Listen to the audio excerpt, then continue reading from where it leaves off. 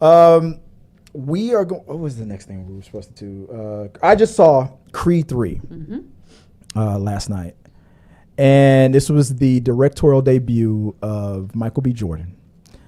And I gotta say, as far as in the Rocky franchise, Creed 3 really disassociates itself from Rocky, the Rocky franchise. Good or bad way? In a good way. I mean, this is the first movie that did not really feel like it was dependent on or was leaning heavily on the Sylvester Stallone Rocky universe. It's obvious Creed is obviously a Rocky character, but this is a Creed movie.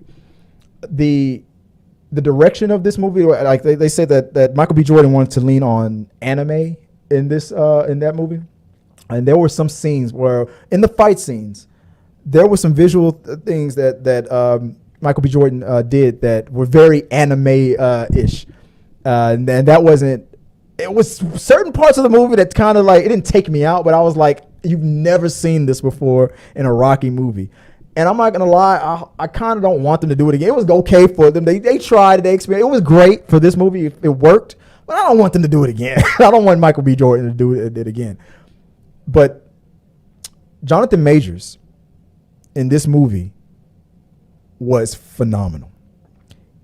Every scene, just like in Quantumanium, every scene that he was in, even when he was being nice, you felt like your life was being threatened.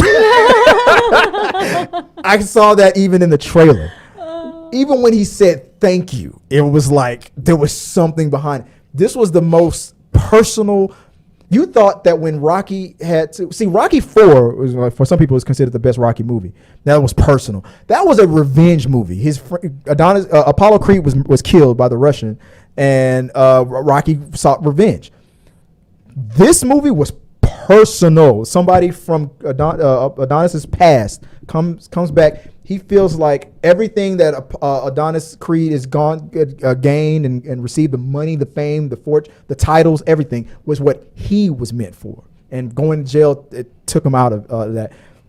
And for him to have that, I would not have been surprised if this movie would have ended one way or the other. You know, the good guy, quote unquote, has to win. But guys, don't forget, Rocky won. Rocky lost in his own movie. Rocky lost. So when you watch Creed 3 and you're seeing two people on a path, you know, what do they say? No one considers themselves the villain of their own story. Mm-hmm. But Jonathan Majors does not see himself as the bad guy. He sees himself as a man who is cheated from his destiny, and the person that was his friend and or beneath him lived that destiny out. Killmonger? So he's Jonathan Majors is Killmonger from Black Panther, technically. Technically. This was everybody's making that joke. This is Kang versus Killmonger. It was not, but what made him Kang-ish?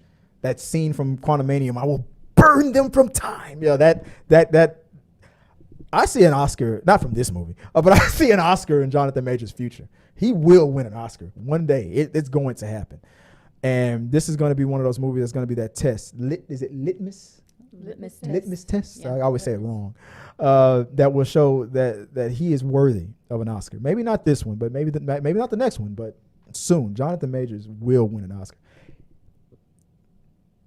I won't spoil the ending, obviously. I know the movie comes out tomorrow. Comes out on the 3rd. Go out and see this. If I was to rank the Creed movies, I'm still gonna say Creed 1 is the best. Then Creed 3 comes very close second, and then Creed 2 is in third place. I'm gonna have to do an overall ranking of the Rocky franchise. Do we feel like that's sometimes a common theme with these trilogies, so to speak, or these franchises, where a lot of them you love the first, you hate the second, then maybe the third or fourth is really, really good. If we were talking about Terminator, no, but in this, you're probably right. The Twilight series, the second one was Harry Potter. Everyone says the second one's kind of like, If we were to learn anything from learned anything from the Scream franchise, by the third movie, the past always returns. Now, in this situation, it wasn't a character that was in part 1 that's returning in part 3, but it was somebody from his past that's returning. So it followed that trilogy rule, but. The character that he played, I found him more. I found Jonathan Majors more compelling than he was as Kang. Now, Really? I liked him better in this than I love Kang, but he crushed it. I don't know. I mean, I don't know if you're into boxing or not, but if you see Creed 3, beat up. you will like seeing this. But if I'm talking about the performance. Yeah, I though. know. Yeah, I get what you're saying. I really love his performance. I can watch this. I mean, take the special effects and stuff out of it. I can watch this more because it was more personal. It was more down to earth and stuff. He was very menacing and manipulating, and I saw that in the trailer. And if you think you have it figured out in the trailer, you don't. It's what he does in the movie is very crazy. It's a good movie. I think Michael B. Jordan as a director has a future as a director. He does a outstanding job as a director. As far as the Rocky element on it, I thought I was going to be mad about it. I thought I was going to miss it. Spoiler alert, guys. Rocky's barely even mentioned in this movie. I don't even think I saw a picture of Rocky. Now, Sylvester Stallone went on his high horse and was like, I'm not even going to watch this movie. It's not going to matter. This movie is going to do a great job. It's going to break records, and it's already on pace to being the best. It's going to outpace all the other Creed movies. Go check it out. I recommend it. Go see Creed 3 when it comes out tomorrow. Go check it out if you haven't seen it already. Guys, that's the end of this episode of The Rundown. Remember to like this video, become a subscriber, and share. This really does help us out. And click here or here. Thanks for watching.